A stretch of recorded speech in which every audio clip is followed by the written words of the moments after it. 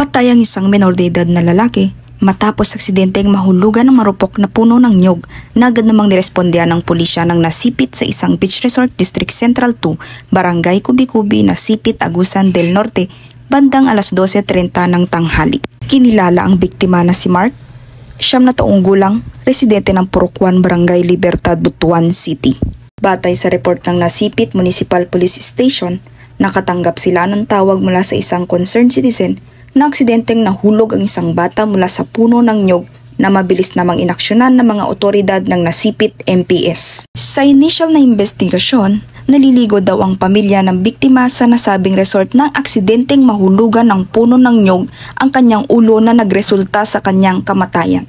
Ayon naman kay alias John Ray na mamahala sa katabing beach resort, patay na ang puno ng nyog na ito.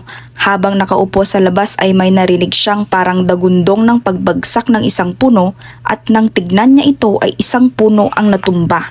Kaugnay nito, masusing iimbestigahan ng Nasipit PNP ang nangyaring insidente upang mabigyan ng kasagutan ang sinapit ng batang biktima.